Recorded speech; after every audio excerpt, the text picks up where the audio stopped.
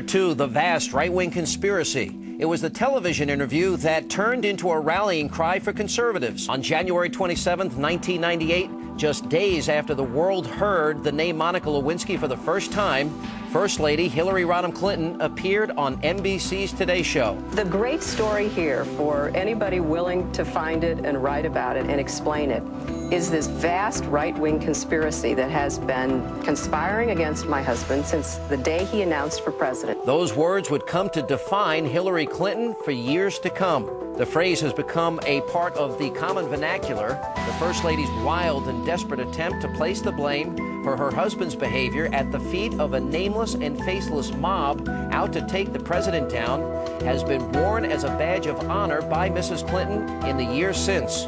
But the now infamous line was anything but a spontaneous defense of her husband. What we have learned since is that it was a strategy designed to protect the president at all costs and specifically targeting special counsel Ken Starr. Clinton advisor Sidney Blumenthal wrote about the interview, saying that he had met with the First Lady for several days before to plan what she would say. Blumenthal wrote of the preparations, quote, "She was the most important person in the drama who had yet to make a public statement. We discussed her appearance for several days beforehand. Hillary also had to walk a fine line, a difficult line in her personal presentation, coming off as neither a warrior or a wounded bird." Washington Post reporter David Marinis reported on the comment the day after the interview.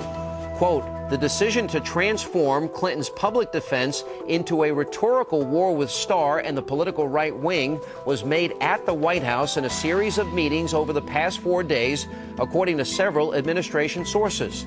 In every discussion in which she participated, the First Lady was a leading advocate of an aggressive strategy attacking Starr, but it was not until her remarks yesterday morning that they realized that counterattacking was their most effective choice and that she was their most effective weapon. So the vast right-wing conspiracy accusation was part of a planned PR effort to deflect criticism from the president.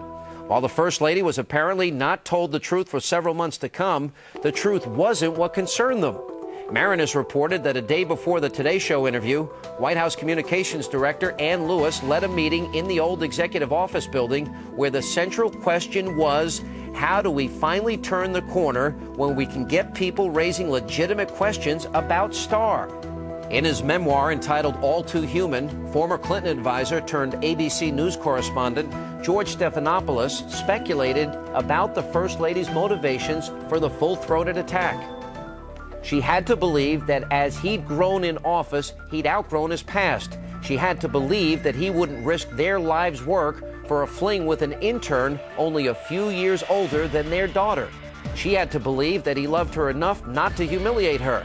And she had to do what she always had done before, swallow her doubts, stand by her man, and savage his enemies.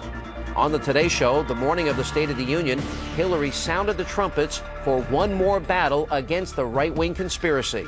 This is the way the Clintonista apparatus worked. Defend at all costs, smear your opponents.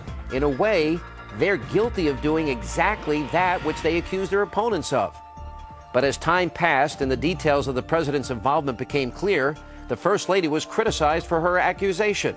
Despite attempts by conservatives to discredit the president, the allegations about Lewinsky were not a figment of anyone's imagination, nor was the Whitewater investigation, the controversy about which was first reported by the New York Times, hardly a bastion of conservative sentiment.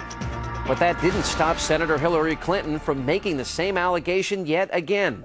Take a look at what she said while on the campaign trail in New Hampshire just 2 months ago.